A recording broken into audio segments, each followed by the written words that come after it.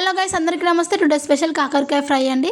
కాకరకాయ ఫ్రై కోసం అయితే నేను పావు కేజీ కాకరకాయలు అయితే తీసుకున్నాను. ఈ కాకరకాయలు తీసుకొని మధ్యలో ఉన్న గింజలు మొత్తం సపరేట్ చేశాను. కాకరకాయని పైన మాత్రం చెక్కు తీయట్లేదు, పొట్టు అదే విధంగా ఉంచుతున్నాను. ఎందుకంటే మనకు కావాల్సిన అన్ని విటమిన్స్ అందులోనే ఉంటాయి కాబట్టి చేదున్నా సరే నేనైతే తీయట్లేదు. కావాలంటే ఉప్పు పసుపు వేసి పిసికి రసం తీసేసి ఆ విధంగా చేసుకోవచ్చు. అందుకే నేనైతే వీటిని గీకకుండా డైరెక్ట్గా తీసుకున్నాను. మనం చేదు అనేది ఉండకూడదంటే దీంట్లో సాల్ట్, కొద్దిగా ఉప్పు కొద్దిగా పసుపు వేసుకొని వాటిని మొత్తం స్మాష్ చేస్తూ రసం అనేది తీసేయాలండి. చూడండి, ఈ విధంగా టైం లేకుంటే బాగా ప్రెస్ చేస్తూ కలపండి. మీకు టైం ఉందనుకోండి జస్ట్ కలిపేసి మూత పెట్టేసి పక్కకైతే పెట్టేసుకోండి. ఆ విధంగా అయితే వాటర్ అనేవి అంతలో అదే సపరేట్ అయిపోతాయి ఒక 20 మినిట్స్ వరకు. నాకు టైం లేదు కాబట్టి ఈ విధంగా బాగా ప్రెస్ చేస్తూ ఒక 5 మినిట్స్ అయితే పక్కకు పెట్టాలనుకుంటున్నాను.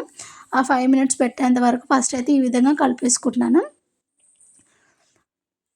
మీరు కావాలంటే డైరెక్ట్గా కూడా చేసుకోవచ్చండి. చేదు ఎక్కువగా తినేవాళ్ళు, చేదు ఇష్టపడని వాళ్ళు ఈ విధంగా కలిపేసుకొని తీసేసుకోండి. ఇప్పుడైతే మనం ఒక 5 మినిట్స్ అయితే మూత పెట్టి పక్కకైతే పెట్టేద్దాం. చూడండి, మూత తీసి ఒక్కసారి అయితే ప్రెస్ చేద్దాం వాటర్ వస్తున్నాయా లేదా అని. ఒక 20 మినిట్స్ అయితే బాగా వస్తాయండి. ఇప్పుడు మనం 5 మినిట్సే కాబట్టి లైట్గా వస్తున్నాయి. కాబట్టి మనం బాగా ప్రెస్ చేస్తూ కలిపేసుకొని వాటర్ అనేవి సపరేట్ చేసేసుకుందాం. మీకు చేదు తినడం ఇష్టమే అయితే ఖచ్చితంగా ఇలా కలపకుండా చేసుకోండి. టేస్ట్ అనేది బాగుంటుంది. ఇంకా హెల్త్కి హెల్త్, టేస్ట్కి టేస్ట్ అండి. ఇంట్లో చేదు తినడు కాబట్టి ఇలా తప్పకుండా చేయాల్సి వస్తుంది.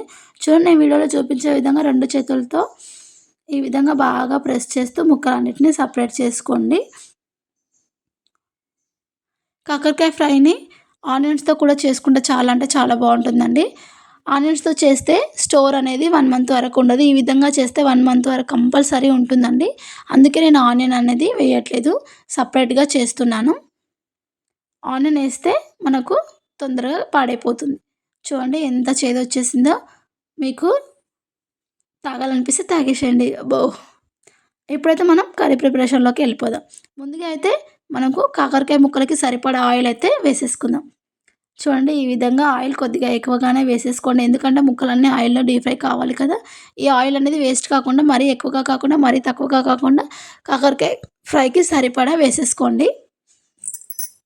ఇప్పుడు మనం రసం పిండేసిన కాకరకాయ ముక్కల్ని ఆయిల్‌లో వేసేసుకుందాం. ఈ విధంగా వేసేసుకొని ఒక్కసారి అయితే కలిపేసుకుందాం. మంటను ఒక 5 మినిట్స్ ఫస్ట్ అయితే మంటను హై ఫ్లేమ్‌లో పెట్టేసుకుందామండి. హై ఫ్లేమ్‌లో పెట్టేసుకొని అటు ఇటు కలుపుతూ ఉండాలండి.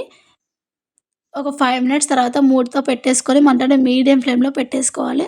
అప్పుడప్పుడు మూత పెడుతూ తీస్తూ ముక్కల్ని ఫ్రై చేస్తూ ఉండాలండి. లేదంటే అడుగంటిపోతాయి, పైన మాడుతాయి, పైన పచ్చిగా ఉంటాయి, కింద అనేది మాడిపోతుంది. సో, అందుకోసమే మనమైతే మూత పెడుతూ తీస్తూ ఈ ముక్కలన్నిటిని ఫ్రై చేసుకోవాలి.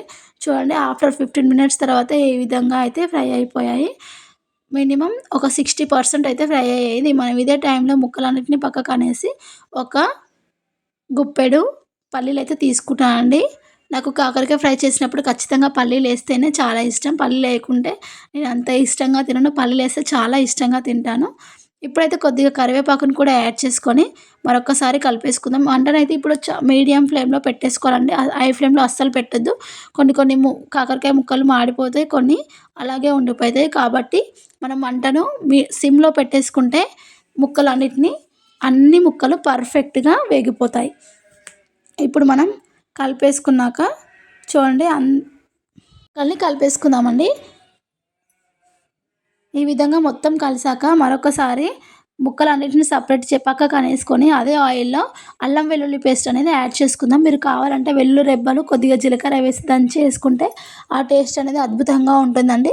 వెల్లుల్లి రెబ్బలు నా దగ్గర లేవు కాబట్టి నేనైతే అల్లం వెల్లుల్లి పేస్ట్ అయితే యాడ్ చేసుకుంటున్నాను. అల్లం వెల్లుల్లి పేస్ట్ యాడ్ చేసుకున్నా కూడా బాగానే ఉంటుంది. కానీ వెల్లుల్లి పేస్ట్ వేసుకుంటే ఇంకా చాలా అంటే చాలా టేస్ట్ అనేది వెరైటీగా ఉంటుంది, సూపర్‌గా ఉంటుంది. ఇప్పుడు ఒకసారి పచ్చివాసన పోయేంత వరకు కలిపేసుకుందామండి. ఈ విధంగా పచ్చివాసన పోయేంత వరకు కలిపేసుకొని మనం కొద్దిగా పసుపు యాడ్ చేసుకుందామండి. పసుపు అనేది మనం ఇంతకుముందు వేసుకున్నాం కాబట్టి ఇప్పుడు లైట్‌గా వేసుకుంటే సరిపోతుంది. ఇప్పుడు రుచికి సరిపడా కారం అయితే యాడ్ చేసుకుందాం. చూడండి, వీడియోలో చూపించే విధంగా కారం వేసుకొని మంటను సిమ్‌లో పెట్టేసుకొని ఒక్కసారి అయితే కలిపేసుకుందామండి. ఈ విధంగా కలిపేసుకొని ఒక్కసారి అయితే చెక్ చేసుకుందాం కారం సరిపోయిందా లేదా అనేది. మరొక్కసారి చెక్ చేసుకొని చూద్దాం. కారం అయితే కొద్దిగా పడతదండి. తక్కువగానే ఉంది. అందుకోసం ఇంకొద్దిగా కారం అయితే యాడ్ చేసుకున్నాను. ఇప్పుడు ఒక 2 టేబుల్ స్పూన్ ధనియా పౌడర్ కూడా యాడ్ చేసుకుంటున్నాను. ఇప్పుడు రుచికి సరిపడా సాల్ట్ కూడా యాడ్ చేసుకోవాలండి. సాల్ట్ కూడా యాడ్ చేసుకొని ఒక్కసారి అయితే కలిపేసుకుందాం. ఈ విధంగా కలిపేసుకొని మరొక్కసారి కూడా మనం టేస్ట్ చేసుకోవాలి. ఉప్పు, కారం సరిపోయిందా అండి చూసుకోవాలి. పర్ఫెక్ట్‌గా ఉందండి. కొద్దిగా జీలకర్ర మెంతుల పౌడర్ కూడా యాడ్ చేసుకొని ఇలాంటి ఎయిర్ కంటెంటెడ్ బాక్స్‌లో తీసుకుంటే మనకు పచ్చడి అనేది 1 మంత్ వరకు ఉంటదండి. అసలు ఎలాంటి టేస్ట్ ఫస్ట్ డే ఏ టేస్ట్ ఉందో లాస్ట్ డే కూడా అదే టేస్ట్ అద్భుతంగా ఉంటుంది. తప్పకుండా వీలైతే ఇలాంటి బాక్స్‌లో పెట్టి స్టోర్ చేసుకోండి. టేస్ట్ అనేది అద్భుతంగా ఉంటుంది. Thank you for watching. Please subscribe to my channel. Thank you.